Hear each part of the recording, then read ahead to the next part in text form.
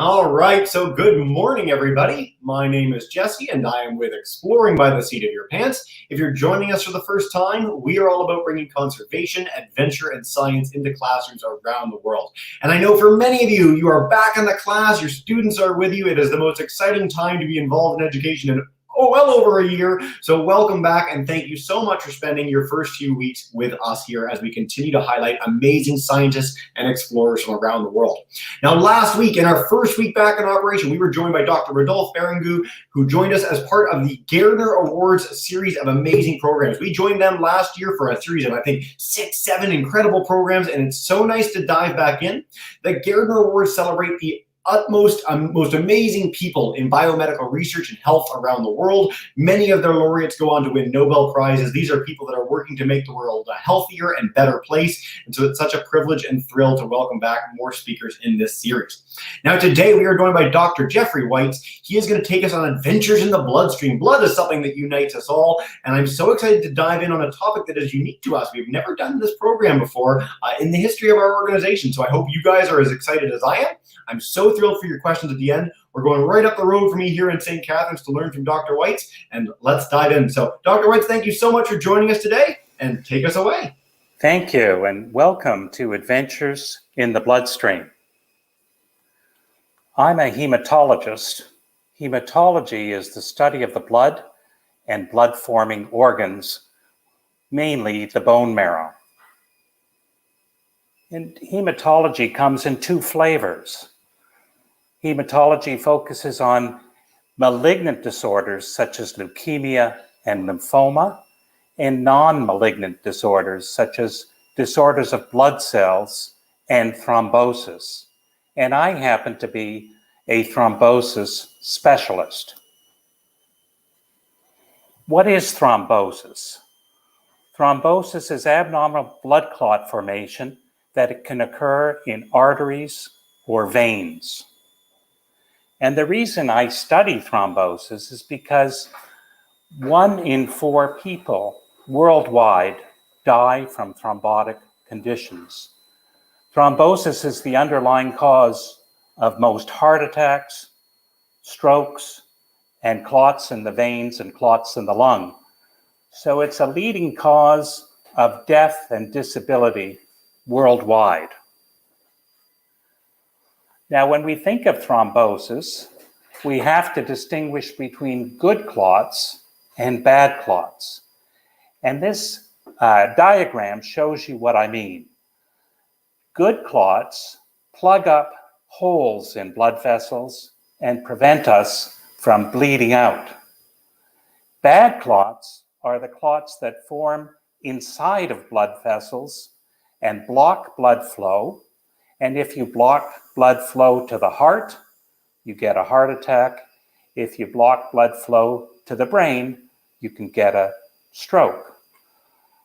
So when we treat blood clots, we're trying to minimize the effects of the bad clots without impacting on the effect of the good clots, which help us to stop bleeding. Now, if we drill down on the structure of clots, clots are composed of 3 components. Platelets, which are small cells that help in blood clotting. Fibrin, which is a polymer that gives the backbone of the clot its structure.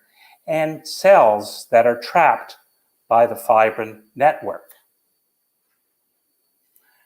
To put this into perspective, here's a scanning electron micrograph of a clot in a heart artery.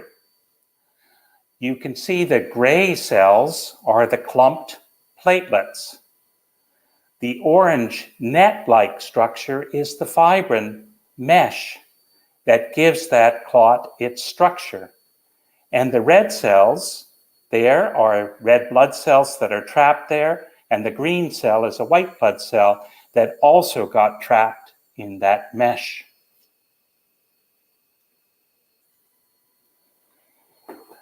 When we want to prevent or treat blood clots, we have 3 tools in our toolbox. We can use antiplatelet drugs, which decrease the ability of the platelets to clump and aggregate. We can use anticoagulants that attenuate the formation of that fibrin mesh, or we can use fibrinolytic or clot-busting drugs to break open that fibrin mesh and get that clot to dissolve. In the next upcoming video, you can see how this all works together, and I show you how we can sometimes combine treatments to get a bigger bang for the buck. Jesse, can you please show the video?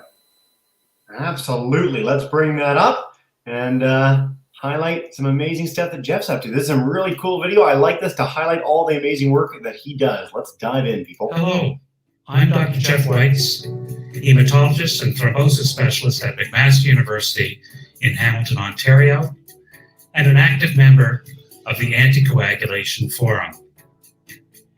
This short video will describe the importance of managing risk factors associated with the formation of blood clots, otherwise known as thrombosis. Worldwide, thrombosis causes 1 in 4 deaths.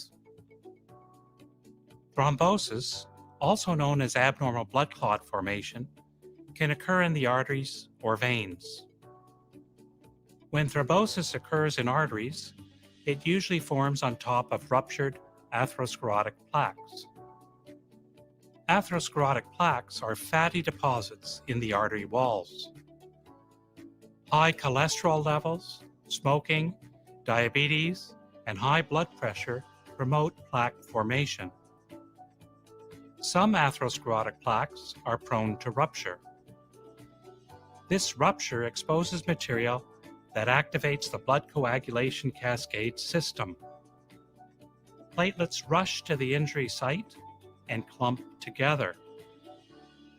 Thrombin is not only a potent platelet activator, it also converts fibrinogen into fibrin strands, which tie the platelet clumps together, thereby forming a stable clot. Clots can block blood flow in the artery. Blockage of blood flow in heart arteries leads to a heart attack. Blockage of blood flow in brain arteries produces a stroke. Blockage of blood flow in arteries to the legs causes pain on walking and can lead to gangrene and limb amputation. In order to reduce these events, addressing the underlying thrombotic risk is an important piece of the therapeutic puzzle. Diabetes and high cholesterol, patients need treatment to prevent clot formation when plaques rupture. Most patients are given aspirin after a heart attack, stroke, or a clotting event in the legs. Aspirin inhibits platelet clumping and reduces the risk of recurrent clotting by about 20%. Low doses of some factor Xa inhibitors block fibrin formation.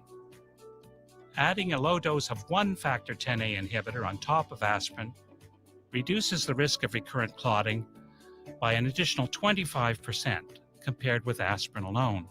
In one study, combination therapy resulted in fewer deaths, strokes, and limb amputations. Therefore, adding a low dose of 1 factor Xa inhibitor on top of aspirin saves lives and limbs.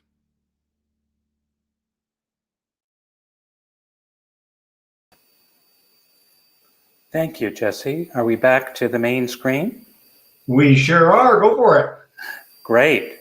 So from that video, you can see how we can combine treatments with antiplatelet drugs or anticoagulants to get more bang for the buck.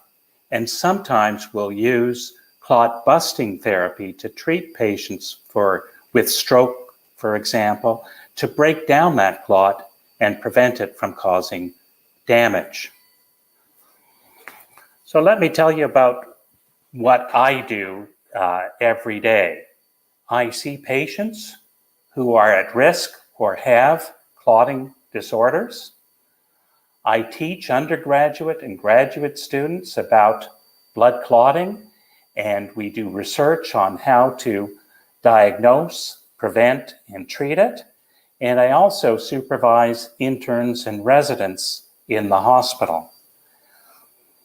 Probably the most fun thing that I do is I do research on blood clotting.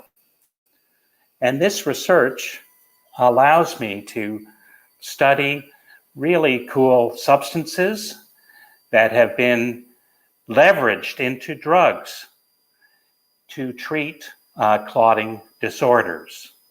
From the medicinal leech, that's the leech that you will find attached to you when you go swimming in fresh water. We can get the drug Hirudin, which can be used to treat blood clots. It's a blood thinner or an anticoagulant. In the venom of the Malayan pit viper is an enzyme called ancrod, and ancrod removes fibrinogen in the blood that can cause you to bleed. But if you use it wisely, you can use that as an anticoagulant. And finally, from the saliva of the vampire bat, we can get a drug known as desmoteplase, which is a form of a clot-busting agent that has been used to treat stroke. I think it's important to note that if you choose a job that you love, you will never have to work a day in your life. And that's what I find. You get to play with all kinds of interesting reagents.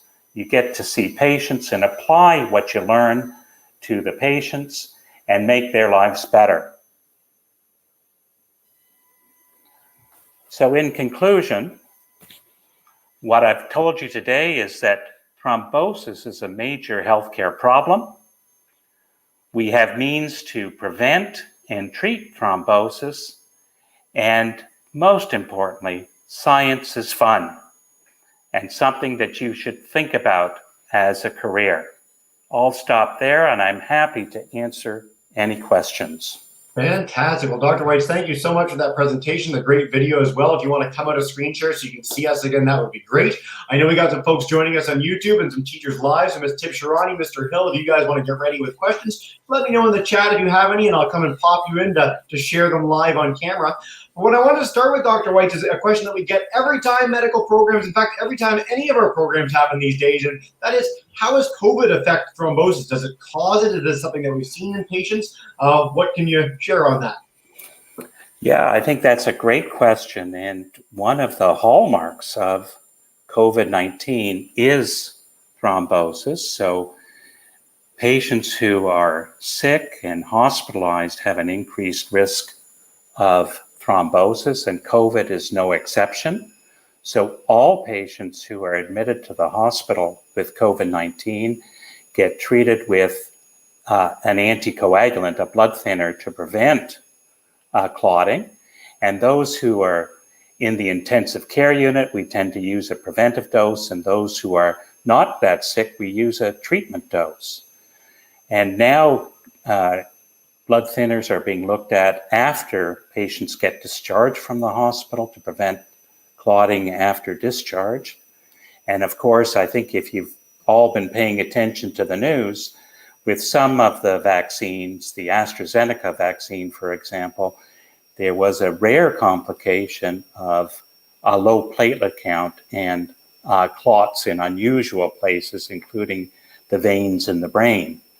So that also has become a big issue that's been brought to the attention with COVID-19.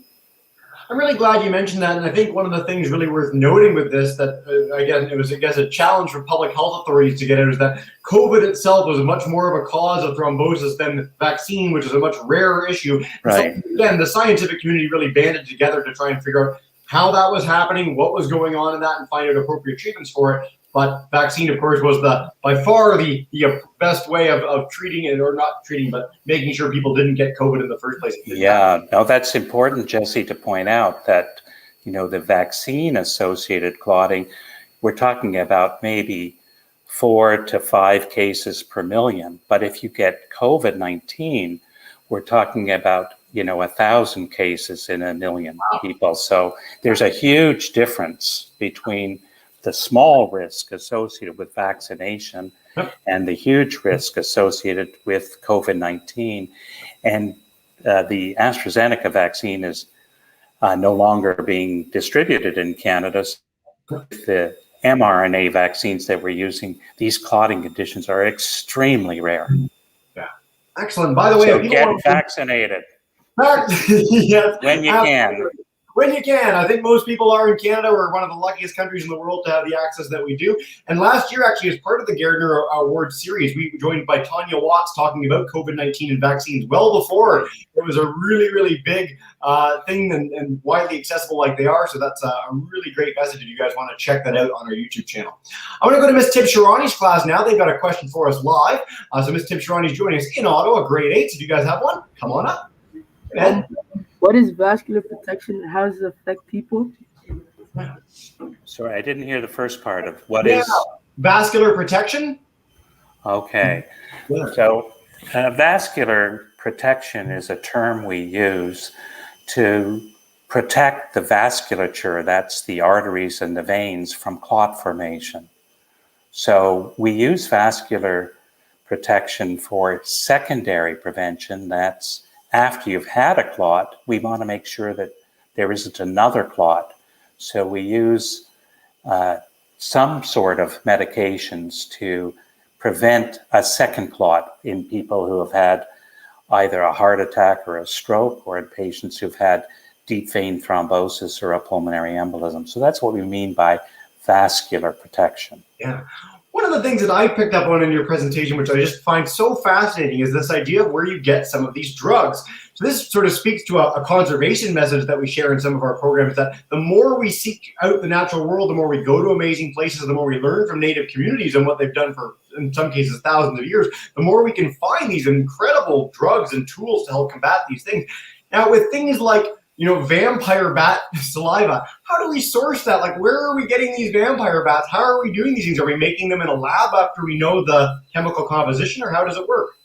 Yeah, we're making it in the lab, Jesse, just like you say. We don't have to go and collect the bat spit to get these proteins.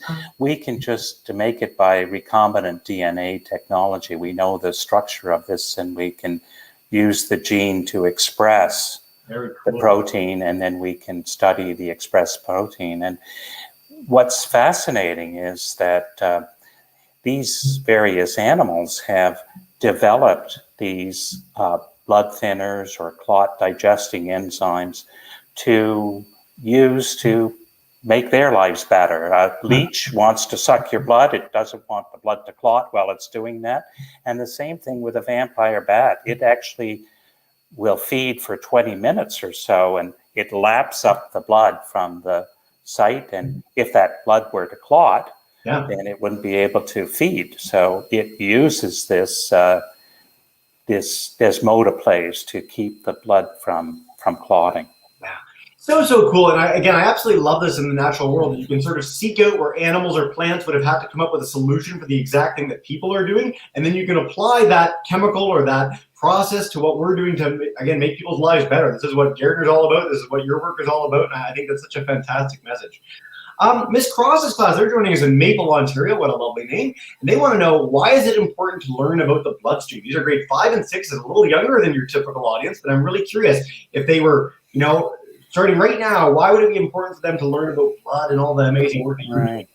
Well, I think that's a fantastic question. And if you think about your house and the plumbing, if the plumbing wasn't working, you would really have a problem. And the bloodstream is really like our plumbing. The bloodstream delivers blood and nutrients to the brain, to the heart, to your limbs. And without that, you would not be alive. Sorry, I pressed the wrong button there. I know what I'm doing.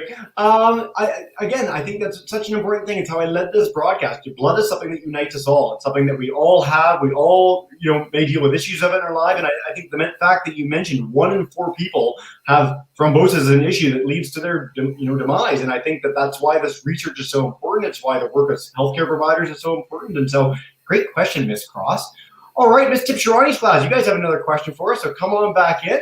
And we'll pop you back in the broadcast. We've got a few more coming in on YouTube as well from friends and email. But Ms. Tipshirani, if you guys are good to go, come on in. Just unmute that mic and you're all set.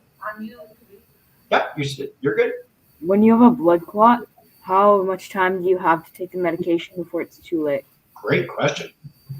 Yeah, I think the important thing with a blood clot, if you think about a stroke or a heart attack, for example, is that you have to recognize the symptoms and signs and get medical attention very quickly.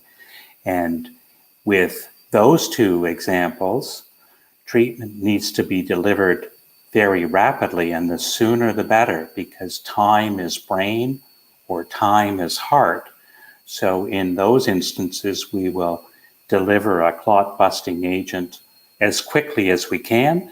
In some cities, it can even be delivered in the ambulance, but it's delivered as rapidly as possible to minimize damage to the affected organ.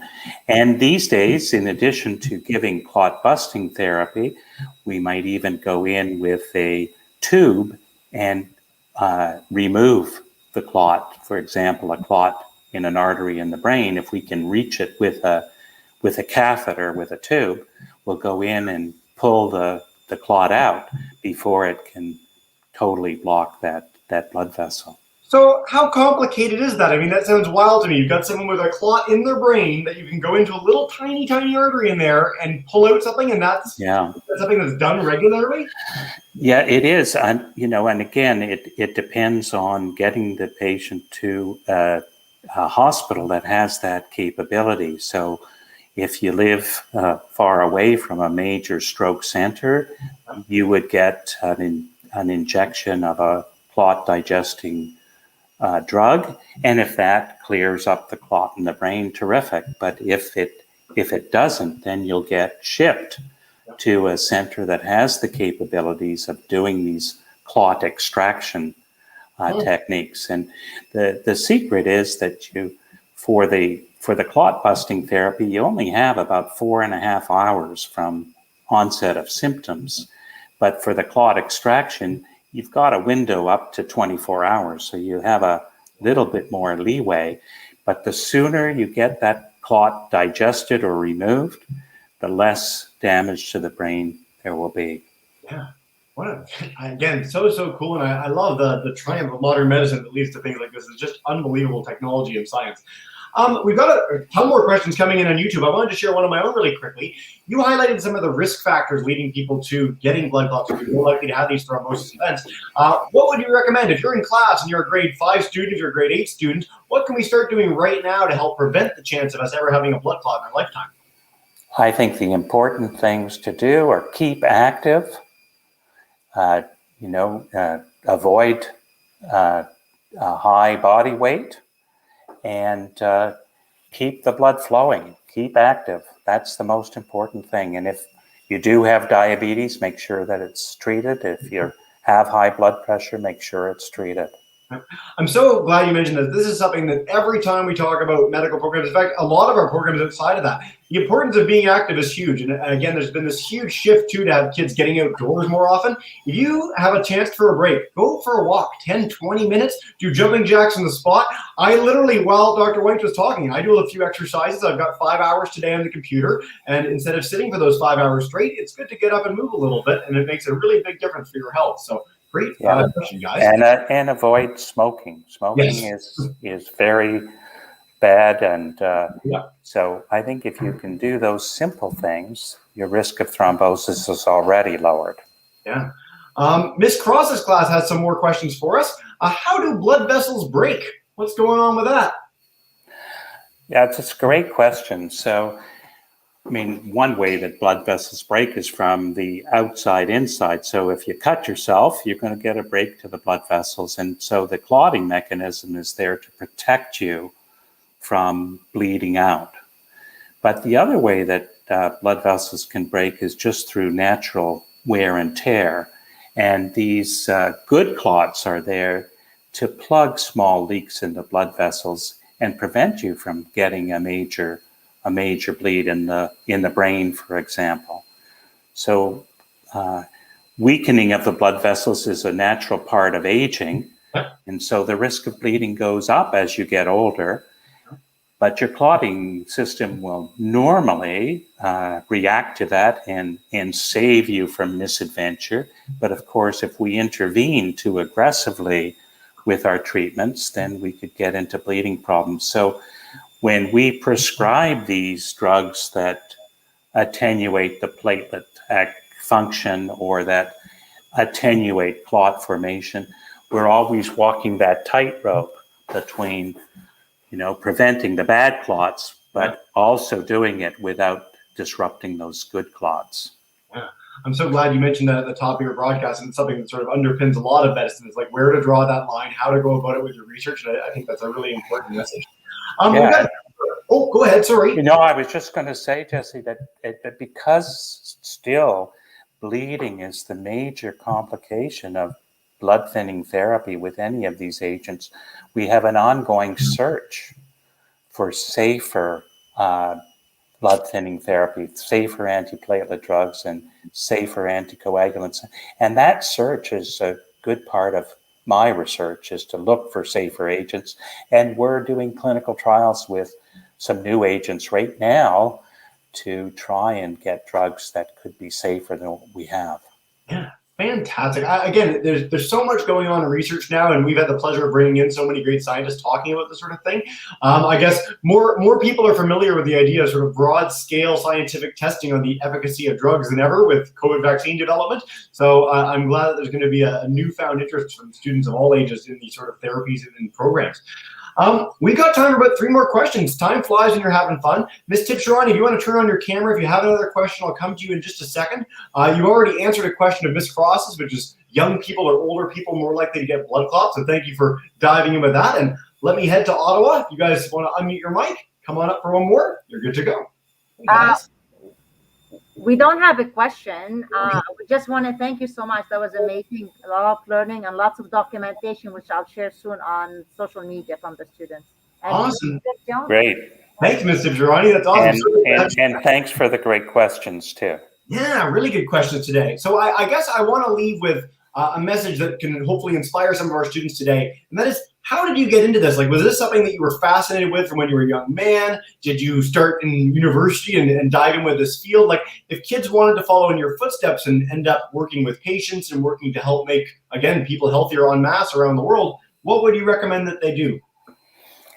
Well, I think curiosity is the important thing here. And what I find fascinating in what I do is that when I see a patient with an unusual problem, I can take it back to the bench and go with a reductionist approach and try and determine what is causing that problem, develop new ways to address it, and then bring it back to the patient to improve healthcare. So I think having curiosity and wanting to learn and wanting to drill down to why things happen will open up a whole new world for you. Fantastic. Thanks, Dr. Weitz. I was going to wrap up, but we got looks like a student standing around in Ms. Tipsharani's class. Again, some of our classes had some tech difficulties today, so they've been joining us on YouTube instead. But let's head back to our grade 8s and take us away with a question to end it. How do you bleed internally? Yeah. It's already in there. Yeah, that's a great question. I mean, you certainly know about bleeding externally, right? If you cut yourself, you see blood pouring out there and you form a scab and you stop the bleeding. But you can bleed internally into the brain that causes a stroke, what we call a hemorrhagic stroke, or you can bleed internally into the gastrointestinal tract or there. And sometimes you can see the blood coming out, and sometimes you can't. So it's something we have to be aware of, because if someone is on a blood thinning drug and they say they hit their head, or they're in a car accident and the airbag deploys and they get blunt trauma to the chest, there can always be a danger of internal bleeding, and we have to do a scan, like a CT scan, to diagnose that.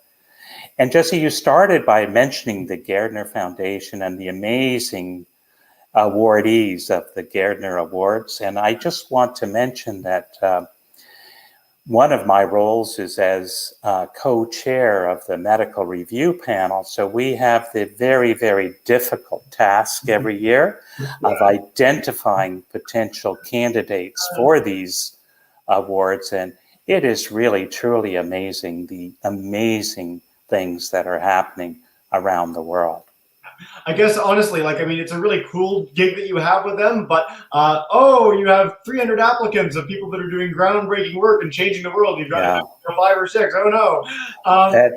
It's always a tough decision to make. And, you know, there's so many amazing things happening. It's very hard to select the winners. It truly is. I mean, whether, again, it's biomedicine, whether it's conservation, one of the things that we get to do in this job is see all this amazing work that's coming, down the pipeline. And there are more scientists than there have ever been in history. I mean, there's more international collaboration that is so easy now. Something that scientists consistently say is their favorite part of their job is this opportunity to work with like-minded, amazing, really smart people from around the globe. And so kudos to you. Again, I encourage everyone to check out Gairdner.org if you guys have more questions. That would be fantastic. And then see some of their other laureates.